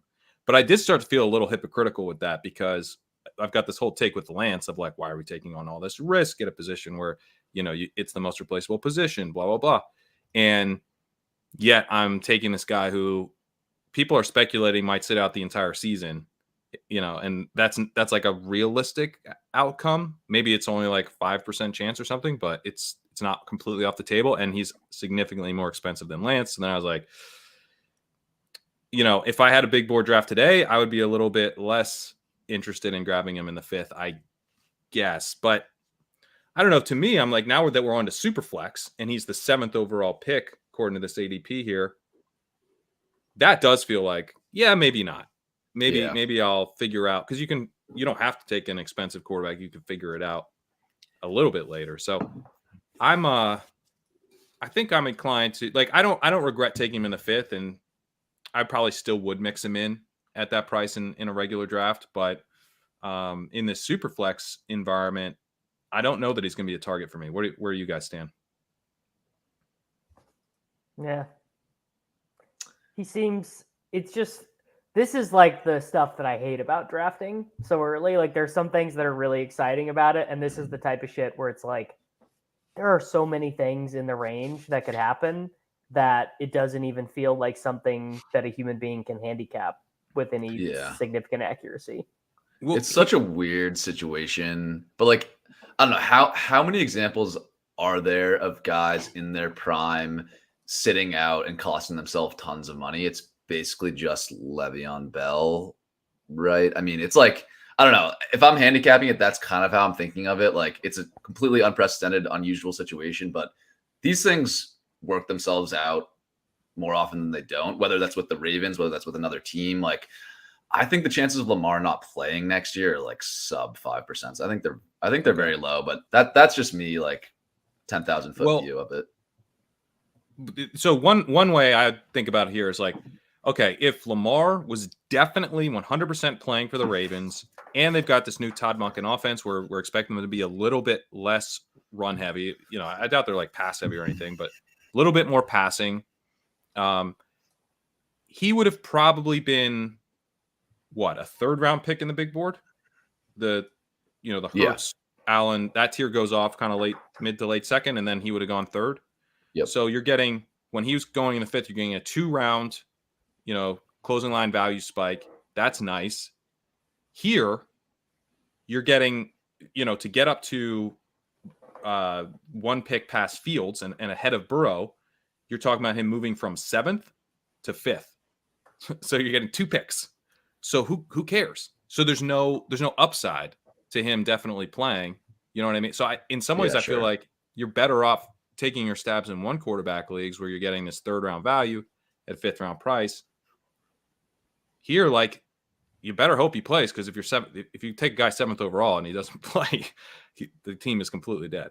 Yeah, I think there's definitely something to that. We see this dynamics talked about in Dynasty, but I think it applies to best ball like pretty similarly. Like, floor matters more in Superflex for quarterbacks. Floor matters for quarterbacks more in Superflex than it does in one quarterback. So right. I see your point. Like, yeah, I think I agree with that. Last thing I want to touch on here, Kareem Hunt, I think, is an interesting one on this list. I think the lesson of like the previous chart is just like, when these running backs get signed, it doesn't really matter where they get signed or how excited we are about the situation. I mean, these are a lot of good situations for these guys, but like the lesson is kind of like, when the running back gets signed, they go up in ADP. So unless there's a risk that Kareem Hunt is like out of the league, I think he's going to go up in price. Like, whether you care about getting closing line value in Kareem Hunt, I think, is another discussion. But like, I think if you want exposure to him, draft him now. Does that sound fair to you guys? Yeah, I mean, there's maybe a little bit of concern that he's entered into the Latavius Murray zone where he's now just a 1-year contract, goal line carry, like sort of break glass in case of emergency style guy. I know we don't think of him that way, because I feel like most memories of Kareem Hunt that we all have are of him just like, you're just ripping off touchdowns for the Kansas City Chiefs. But I mean, your point is absolutely correct, in which he once he signs, he will get more expensive. Like, absolutely no doubt about it. I also think it's been a little tough for me to take Hunt and Zeke, who goes in the same range, because I can't believe this is not very on brand, but because Leonard Fournette is so much cheaper than both guys. Yeah, he really is the best one. He's like 180, 185. You can get. I've gotten him in like the 190s. What was Zeke's closing ADP? Around 150, I think. Around 150. Okay, yeah. Well, I don't want to be an inconvenient truth to anyone, but Ezekiel Elliott scoring 10 touchdowns for some team you absolutely don't want him scoring 10 touchdowns for this year. Like, I don't mean to be the Kool-Aid man breaking him with bad news. Do you think he's a better bet to do that than Fournette? I think Fournette is a better bet to end up as a lead back somewhere by hook or by crook, whether it be training camp injury or it just works out that way. I think Zeke is. I would bet him at like minus 120 to be a thorn in the side of a much more talented running back on some team this year. Like, I think it is a mortal certainty. Who do you think is more likely to have texted Patrick Mahomes? Zeke. I am every day I wake up in a cold sweat when I check my phone that I'm going to have an alert that the Chiefs signed Ezekiel Elliott. Like, because I mean, that is, you want to talk about typecasting. Le'Veon Bell, LaShawn McCoy, Carlos Hyde. You telling me Andy has not already thought about how many pass blocking snaps he could get Ezekiel Elliott in on? Yeah, but it's the Spider-Man meme between him and Zeke, between Fournette and Zeke. Like everything you're saying would also apply to Fournette here. So I wonder if Fournette actually still views himself as a starter. I feel like, and maybe Zeke does too. But I sort of feel like the situation in Dallas was so brutal, where it's like it just became so obvious he couldn't really be on the field. Like, it hurt Jerry to cut him. Like, that was painful. Like, it just became so obvious he shouldn't really be playing. Like, I feel like maybe Zeke is a little bit more humbled by that experience than and this could be the wrong read, but it feels like Fournette wants to sign as a starter somewhere. Yeah, but Fournette, I mean, he signed with Tampa Bay because I think in part, well, Brady was there obviously, but it's like that was a room where he didn't come in as the starter. Yeah. He eventually became a starter, and I think he could be eyeing the Chiefs room. Now, Fournette, a few years older, Pacheco, I think more favored by the coaching staff. I don't think he would do it, but I think he could see Kansas City. I think any veteran running back who believes in themselves would see Kansas City as a backfield they can take over.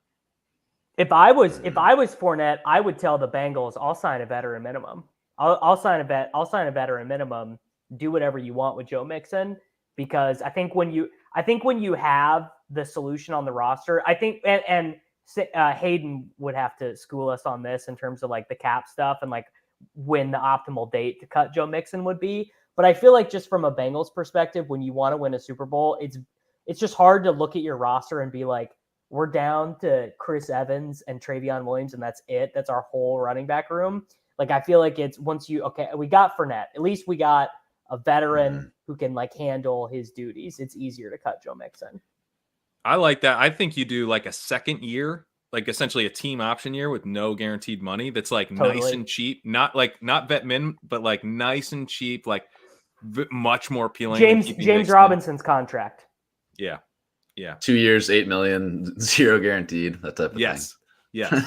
Look, you can cover guarantee the first year to get Fournette in the door. Yeah. Probably. I think Fournette of these guys, just because he's like way cheaper. Should we be agents?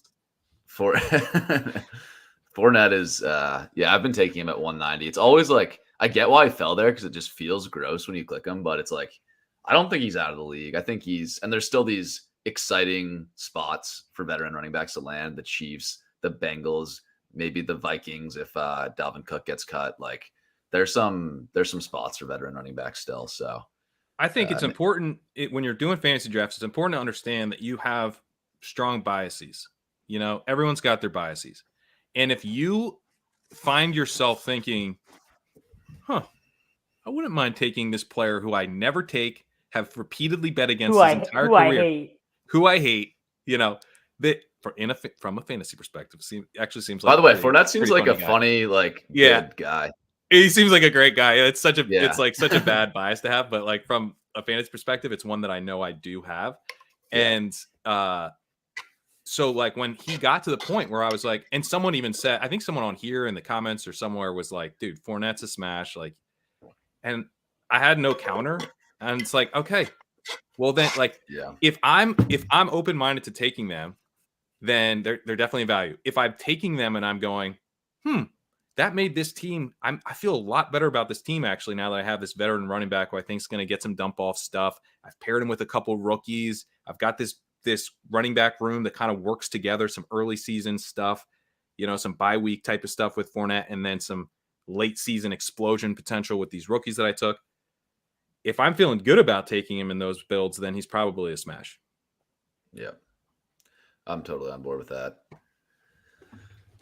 So the rookies, I wanted to, we haven't looked at this chart for a little while. I wanted to bring it back because I think, running back draft capital, we can't say it's like becoming efficient at this point. There's still a ton of uncertainty about where these running backs are going. We don't know the draft capital, but in terms of the projected draft capital, we kind of have a lot of the information now. We have the combine stuff. A lot of the players have done interviews. So I'm starting to trust this view a little bit more now. We still will get some news that'll trickle in and change these things, but I do like kind of trust this projected draft capital stuff. I just think this tiering for running backs is like kind of fascinating, with clearly Bijan tier 1, Gibbs clearly tier 2, Charbonnet pretty clearly tier 3. And then, but from a draft capital perspective, actually Achane is like kind of clearly tier 4, but there's reasons like he could be a better NFL player than a half PPR fantasy player. I kind of get why he's like a little bit underpriced relative to his draft capital. But then after that, it's like from, I don't know, Tajay Spears, Sean Tucker, Tank Bigsby, Zach Evans, Chase Brown. Like these guys are all like clustered at the same spot. Bigsby is the one who most nerds I talk to get the most excited about because he's got such good size. I've been, that's kind of been my like, with how I've been treating these late round guys, I've just been kind of like filtering by weight and taking the bigger guys and like not taking the smaller guys, just because I think that is how NFL teams are kind of going to make some of these decisions. But man, I don't know. Like it's hard to say with this tier. I've just been like sprinkling in all of them because like that's a good way to do it. I don't know who's good and who's not. Yeah, I think that's a smart way to go. I think Charbonnet is a very good bet because his ADP looks locked in as day 2, potentially round 2, and none of the other guys really have that safety, except Achane looks like a very good bet to go day 2. Probably not as strong as Charbonnet, but still be weird if he fell to day 3 given his speed. But I was talking to JJ Zacharyson about him because it's like one of those things where compared to the big group of running backs behind him, he's much more likely to go day 2. But some of those running backs probably will go day 2. And once they do, I will like them more than Achane most likely. Yeah. So it doesn't make Achane a great pick. It's not a bad pick, and I've definitely taken him. But especially as the big board was closing out, I was getting like, God, he's 188 pounds. He's not an elite receiver. Like, he's not even necessarily like a great receiver. You know, he's fine. But, you know, compared to Jahmyr Gibbs, like Gibbs is really, really strong. Like he's kind of at the level where I'm not so worried about the weight. And he's got 11 pounds on Achane. Achane had 1.15 yards per outrun. That's like kind of the whatever zone, the guys who are like, you're probably not going to be a receiving specialist, but you're good enough to where there's no reason to take you off the field. But like the reason to take him off the field is that he's 188 pounds. And so he's probably not like playing the workhorse role. So now it's like, is there a reason to put him on the field to come do the receiving stuff? And the answer might be no. So I don't know. I'm kind of torn on Achane because it's like you're getting this real discount on the draft capital, which I think we generally want to take. But what's the upside compared to some of these guys once they do hit the landing spot nuts, which probably someone in this group behind him does. Yeah, I'm with you. I think it's like kind of a tough thing to explain, but like, even though Achane is kind of the RB4 right now, I think his median outcome post draft is like RB7 or RB8. Like a couple of these guys are in most scenarios. I moved him down. I moved him to RB5. Interesting. Yeah. Cause like you said, like, I don't know if Achane lands in like Miami. Yes, I'm excited about him because it's kind of like a wide open running back room. But like, if one of these bigger bodied guys lands in Miami, like it's much easier to project them to be a workhorse and they could jump a ton. Basically, my point being is like these type of passing down small backs, I don't think they have the chance of jumping a ton in ADP versus some of these like bigger potential 3 down or at least goal line guys. So, yeah, it's tough. It's tough with him, especially in this format, right? Like if Spears lands on the Bengals or something, that's legitimately exciting. Abanikanda, good pro day. Although more and more people are saying it was the slowest 4.340 of all time. That the Twitter clip did not make it look as fast as it actually. Well, he was. ran two. I think the first one was in the 4.4s, and the second one was supposed to be 4.39. Yeah. I saw he about seems, 10 different times for him on Twitter, and then I just gave up, and I'm just like, same for Quentin Johnston. I've seen everything from like that dude's too slow to be a first round pick to he's got the best RAS since whoever. Right. Yeah, it's confusing. Let's move to. I hope Kent Lee Platt is picking the right 40s because I'm using those RAS scores, man. It's all Right. the same. It's all standardized. That's what I've been using. Yeah. Quickly on the wide receiver stuff, I think like the top guys, it's actually kind of interesting how efficient this chart is now. Like it used to be, there's a lot of guys diverging from the regression line. Now it's like draft capital is like directly correlated with ADP, which I think is kind of interesting, minus a couple exceptions. But I did want to talk about, again, this like outside of the top 6 guys, again, kind of similar dynamic to running back where we're kind of like throwing up our hands at wide receiver. I will say that Tyler Scott has jumped quite a bit on this chart. I think it's kind of been under the radar, but there's definitely buzz in draft circles that he's going to get drafted higher, just evidenced by people consistently ranking him higher. So that was a good early call from, I think Amico was the first I saw tout him as just a guy who's going to go higher than people expect. Yeah, he's got higher projected draft capital than Marvin Mims, than Kayshon Boutte, than Cedric Tillman, Rashee Rice. It's all in the same range, but Scott's actually jumped those guys, and pretty much no one is drafting him. So I took a couple shares of him in my last couple drafts just based on that. But yeah, anything else jump out to you guys on this wide receiver chart? Jaden Reed was a guy who's starting to get some buzz, so I can see why if the NFL didn't change their opinion on him. Mims, he has moved up too because he was off this chart and now he's making it around 100. So it has been reflected in the data that he's getting more buzz and maybe he continues to trend up. We'll see. I still like Mims. I also like Downs more than Hyatt. I think I've officially decided I don't care that Josh Downs weighs 170 pounds. The drum beat around Josh Downs is like all good. Like all the mock drafters and people who are plugged into the NFL all seem to be pretty into Josh Downs. I ended up being like more bullish on Downs in some ways than I guess this athletic subscription just expired. I was going to pull up the athletic because I think he weighed in at the combine at 179, I think. So because he's listed at 171, I think pre-combine, but I'm nearly positive that he was 179 pounds at the combine, which is nice. But then looking at like the way he generated his yards, I got really nervous that he's like a 75% route participation slot wide receiver. So I don't love Downs as a half point PPR pick where he's going. I think Hyatt like probably is bad, but if he's not bad and he lands with a good quarterback, I like him more as a big play guy. That makes sense. Can I ask, Davis, do you know anything about Jonathan Mingo?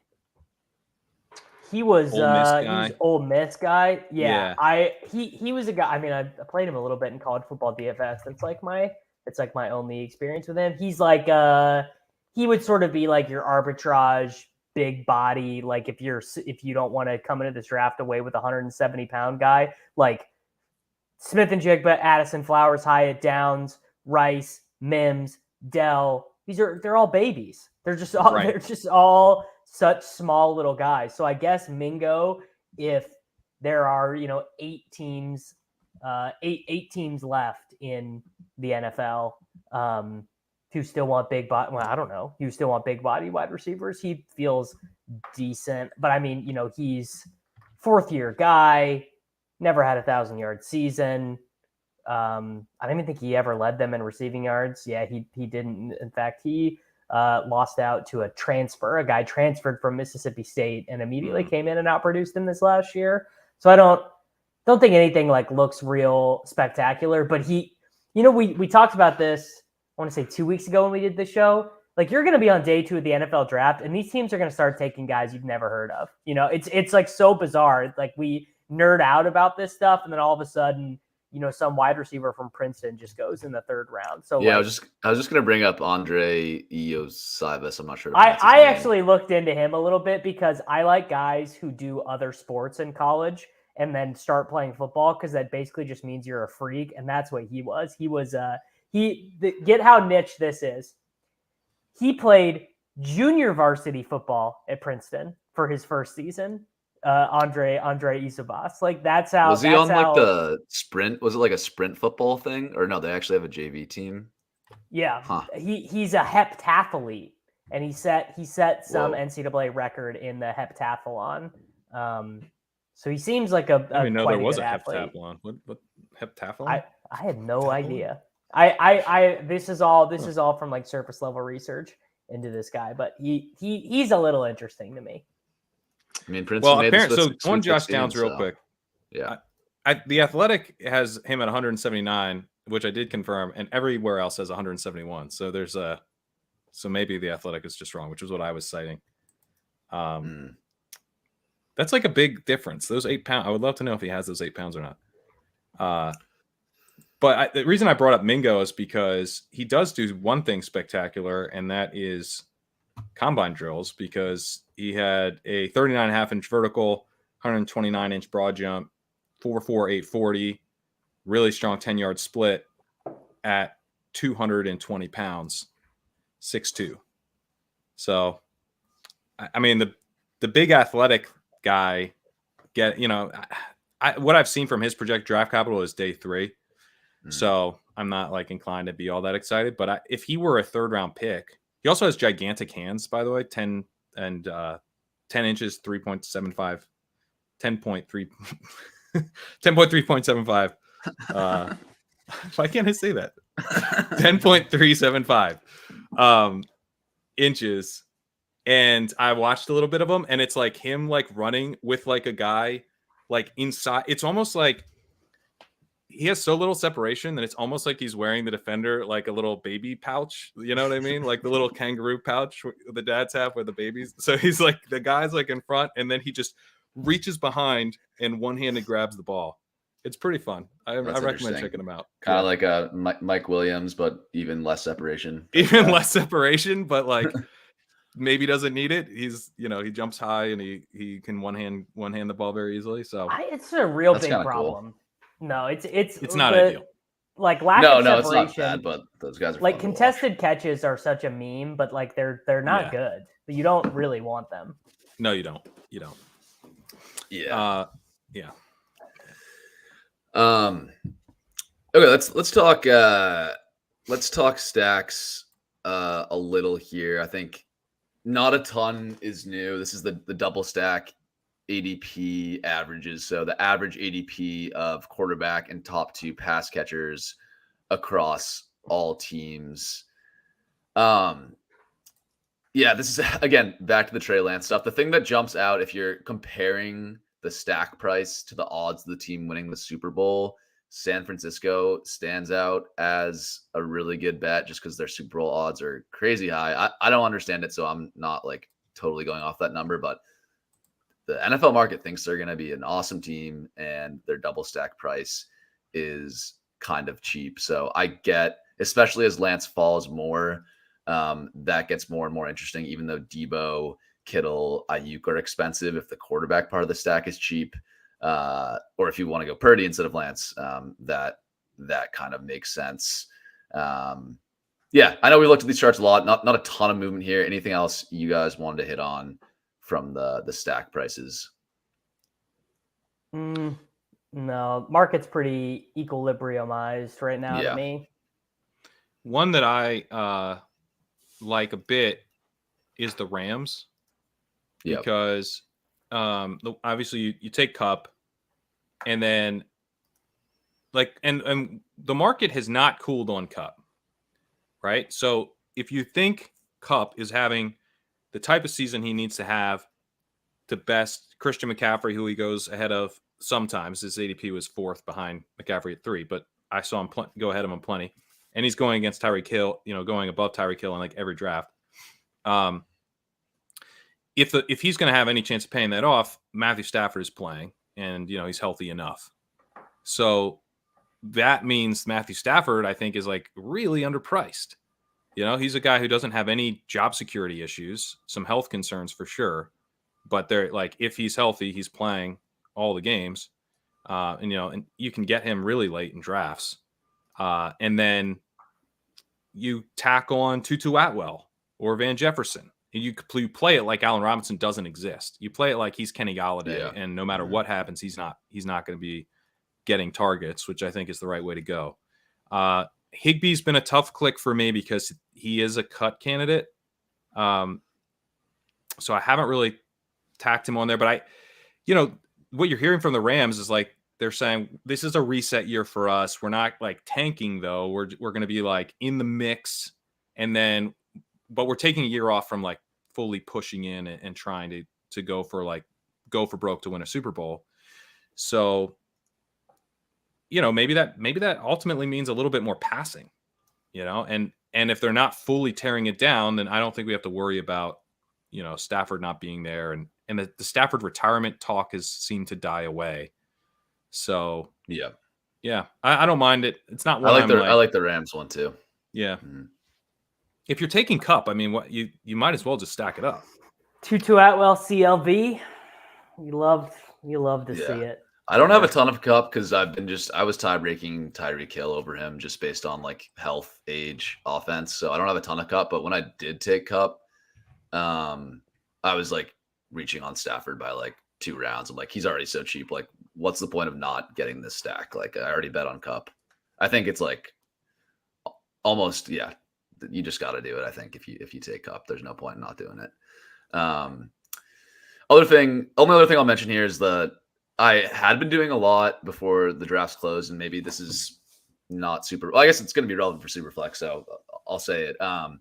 Drafting the Colts, Texans, and Panthers stacks with the quarterbacks that are expected to go there, or even if you want to mix it up and say, hey, I think Richardson's going to the Panthers and draft a Richardson Panthers stack, I think that's fine too. But I think in terms of ownership, people are not going to be stacking up these rookie teams as much just because it's like there's uncertainty.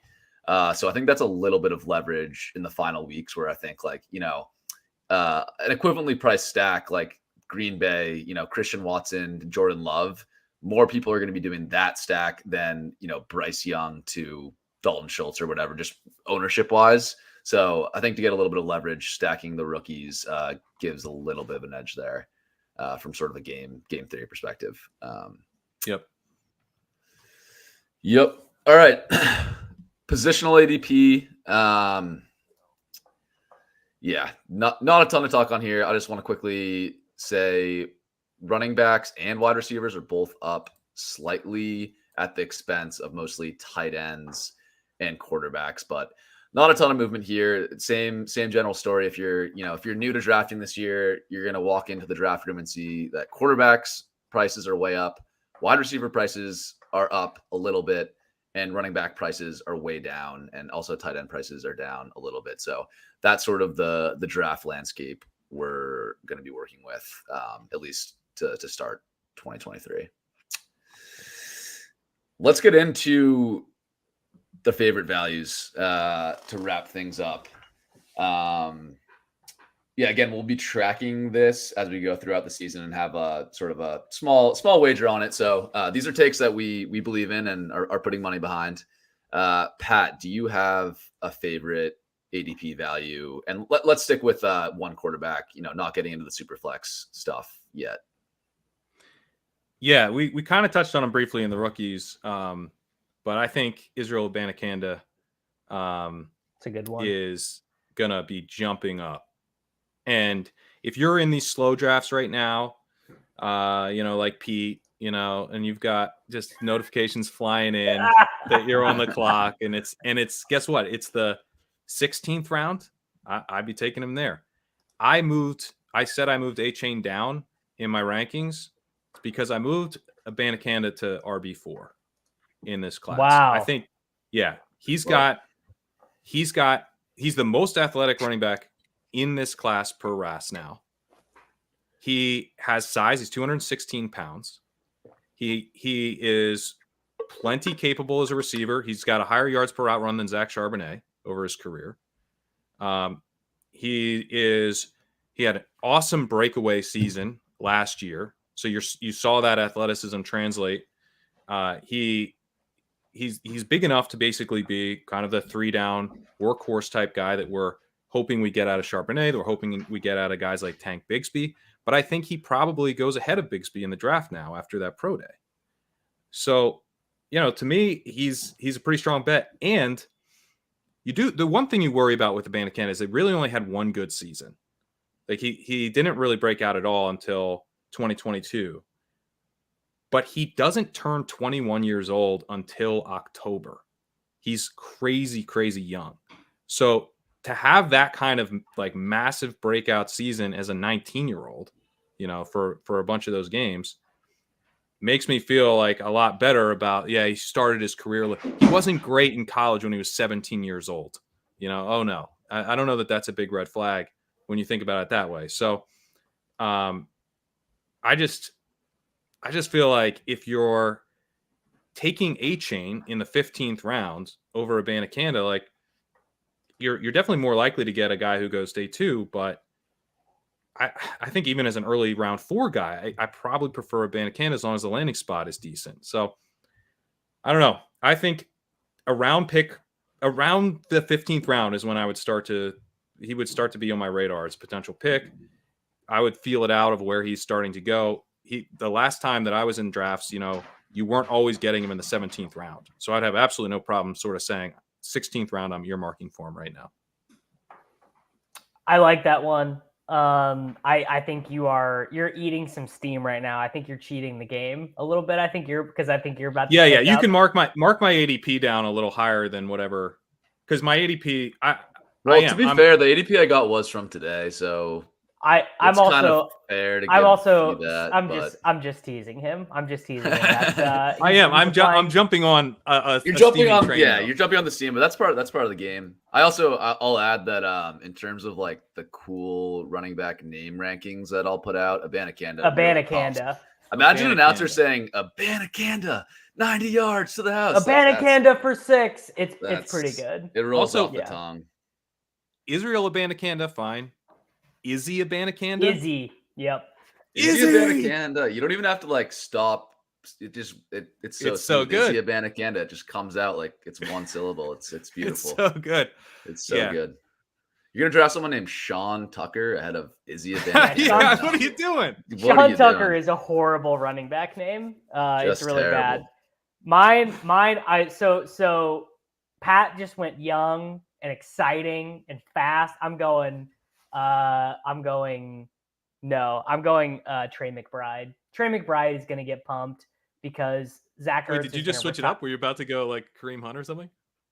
No. Trey McBride is young but not exciting. Right. What's going to happen is Zach Ertz will either retire or like I just don't think Zach Ertz is playing football, and that'll be the initial jump, and then there'll be another jump when people realize he's the only tight end on the roster. And they don't have AJ Green to eat up 70% of the team snaps. And like McBride's just got, could McBride lead the tight end position in snaps played this upcoming year? Like it's in the range. There were a couple weeks where I didn't really have a good one in a couple weeks. And I'm angry that I didn't pick McBride. This is a really good one.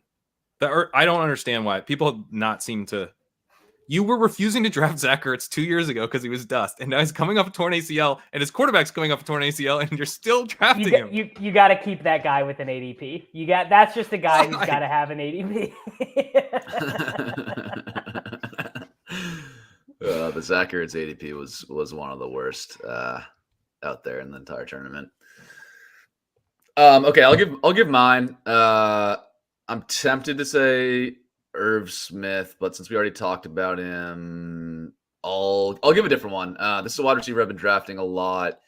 I have been doing a lot of 2 early running back builds, so I'm often looking for some wide receivers late in this tournament. So I've been taking Tyquan Thornton a lot at I think around pick 175. I can double check exactly where he is now. Got to get those Juju stacks.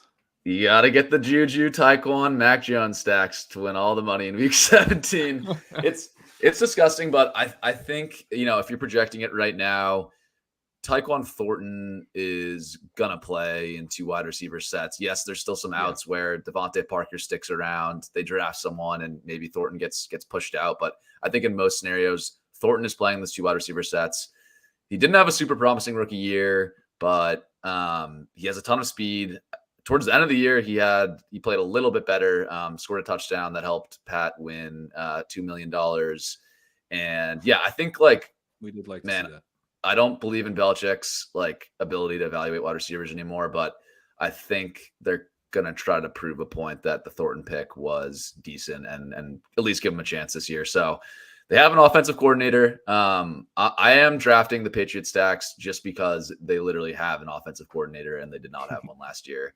And that it's a really good starting point for an opinion to go from not having an offensive coordinator to having one. Yeah. Yeah, that's the entire thesis. I like that one. I don't know how much. It's just a good pick. I don't know how much higher he's going to go, but I think he could like really pay off during the season. So I applaud you for helping the people, not trying to play the game. You've already banked some serious CLV value, so you're just giving the people a good pick now. Exactly. Yeah. If I wanted the easy CLV value, I think that Irv Smith was the move. Yeah, Irv Smith. I'll help the people. I think this is the better pick than Irv Smith because Irv Smith, I mean, what's he gonna do? Probably not much. So I think Tyquan Thornton. No, I'm worried. I'm worried that Irv Smith Jr. is the answer to this year's like guy who finished tight end 7 with 180 points, who I didn't take any of because he's not very fun. Is he the Ertz-gerald? We've been looking for an Ertz-gerald. No, he's way too young. He's only 21, right? I know he's young, but the injury, you're getting the injury discount. He is way too young. The Ertz-gerald thing is like if something happens to Tyler Boyd, like Irv Smith Jr. is going to be like 95th overall probably. The reason I think he's like an acceptable Ertz-gerald pick is that a big part of the Ertz-gerald thesis is like guy we used to take high. We've shown a willingness to take this guy really high. And now we're like, but not this year. But not now. Yeah, now. I'll give you the Ertz-gerald for this year. It's Austin Hooper on the Raiders. It's really gross. It's so gross. It's the most disgusting pick you can make. But man, I cannot believe it. He's gonna do the touch. Sam just look. I thought so. I hope everyone's fan of The Wire here. I was the Avon Barksdale crew, right? And I with my Ertz-gerald take, I was king of the mountain. And Marlo over here just came and stole my heart. It's over for me. Austin Hooper, I could never get that gross. Oh man. Oh, wow, that was you dug deep for that one. I appreciated that. Yeah, it's disgusting. I have one share of him in one of the most disgusting Jimmy G, Jacoby Myers. I might go send some rookie 6th round picks for Austin Hooper in a couple dynasty leagues where I got to shore up the tight end position right now. Dude, Foster Moreau's like retiring. Waller's gone. Yeah. It's Austin Hooper season. They got Jesper Horsted. They use the tight end. It's good. Isn't the thesis for why? Pick. I hate it so much. Like, aren't they just going to use tight ends as blockers since all they have is slot wide receivers? Though they built the whole offense out of slot wide receiver. This is actually a pet peeve of mine that like Mike Gesicki is often talked about playing out of the slot, but he's not playing out of wide. Yeah, he does play wide sometimes, but like. It's not that he goes over to that side of the formation and plays like Tyler Boyd. He just doesn't block. He just breaks off from the line and plays this. Yeah. It's like a 4 wide receiver set where he's still usually on the right side of the formation. So, anyway, so I don't know why that set me off on Gesicki is he's the weird one where he like people talk about, oh, this guy's just a pass. He actually isn't a tight end. Like if you look at his snaps, I think he plays wide receiver. Like Alan Lazard blocks more he than thinks Mike he does Gesicki too. does. Yeah. He thinks he's a wide receiver. That's not What if Hunter Mike Henry would have been a Gesicki? decent one too.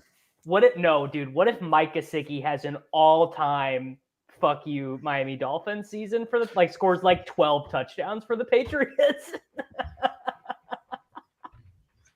I'm not that I would only say this 2 hours into a show, but that's sort of that's the Mike Gesicki like 9th year breakout has actually sort of been ticking around in the back of my head. Wow. All right. I mean, There's Henry, a long history of tight ends crushing it in their second contracts. We got Jared Cook, we had Eric Ebron, and there's probably some other guys. And like logistically, like no, but logically it makes sense because a lot of the times we talk about this all the time. Drafting tight ends is hard, and teams just kind of do it because they need tight ends and they value the athleticism. But remember, like none of the coaching staffs in Gesicki ever really fit. Like the Chan Gailey was like the all-time, like I don't use tight ends, like I don't throw to tight ends, like. And then McDaniel is like the all-time, like you got to be able to block if you want to play. Like I need Durham Smythe because I need a run blocker, and Gesicki, you're not doing that. Whereas Belichick sort of, this would be so obnoxious of him. I wonder if they're going to turn Hunter Henry into the blocker now.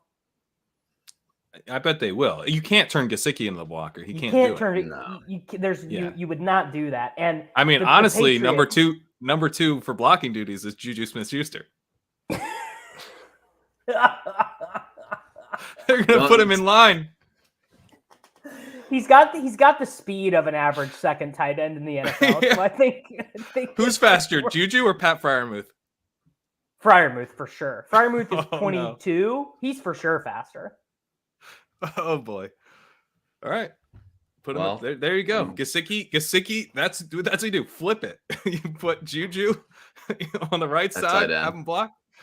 Play tight end. Put Gesicki over on the left there.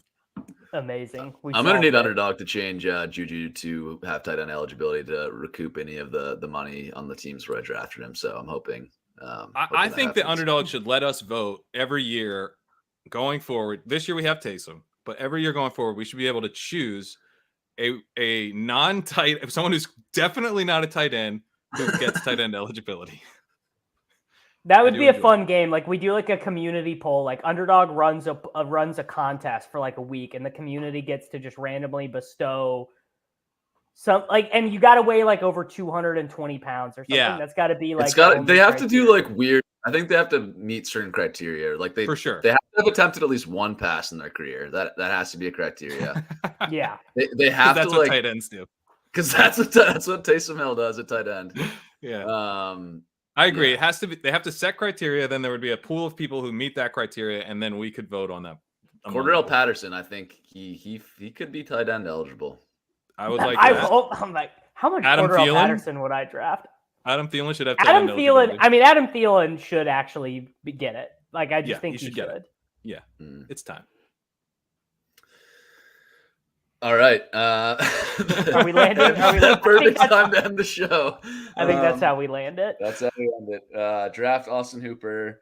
Someone at some point asked, they missed the last 2 hours and they wanted a summary. We all agreed that Adam is a really good value. Draft a ton of Juju. Don't do that. Draft a lot of Brock Purdy, all those things. But yeah, no, that was a good show, guys. Pat, what's going on Legendary Upside? I saw listened to the podcast with JJ. Everyone should check that out. That was super interesting. But yeah, what else is on tap for you? Yeah, launched the Legendary Upside podcast, which is just a regular. I'm doing this premium podcast feed. This isn't that though. This is just like a regular podcast. It's available everywhere, and also on YouTube. So check that out. I had JJ Zacharyson on. We talked through the rookie class in a lot of detail around the running back and wide receiver positions, especially. I'm going to be doing another episode next week with Travis May of Mojo, and we're going to be talking the rookie class as well, probably a bit more on the quarterbacks and tight ends, although I'm sure we'll touch on wide receivers and running backs to some extent as well. And yeah, still doing the 30-day free trial at Legendary Upside. So go check that out. You can sign up and there's no risk. And if you sign up for the yearly version, I will tack on a $30 discount. So if you decide to keep it after the trial, you'll only pay $69 for the year. Beautiful. Awesome. Good stuff. Davis, I listened to your podcast with Gretch this morning. Anything else you got coming up on Sports Grid or other places? No, I think Pete and I are going to do a show next week where because Pete and I were friends, but we want to make it all content. So we have to record our conversations. So I think we're just going to do our like quarterly catch up on how each other's lives are doing next week on Peter's YouTube. So you guys can look out for that. I appreciate that you guys do that though. I always like this. Yeah, those are nice. It's good. Yeah. I'm going to ask him about being a dad. We're going to find out how that's going for him. It'll be great. Awesome. And yeah, for me, obviously we'll be back with ADP chasing next Friday, TBD. What we'll look at, maybe Superflex ADP. We'll talk about that offline and have something for you guys next week. I'll also be hopping on Leone's Establish the Edge podcast on Wednesday. I've been working on some research around sort of positional volatility at running back and wide receiver. So we'll hopefully have an article out before then, but at least talking through some research there. But yeah, besides that, thanks everyone for joining us. We will see you next week.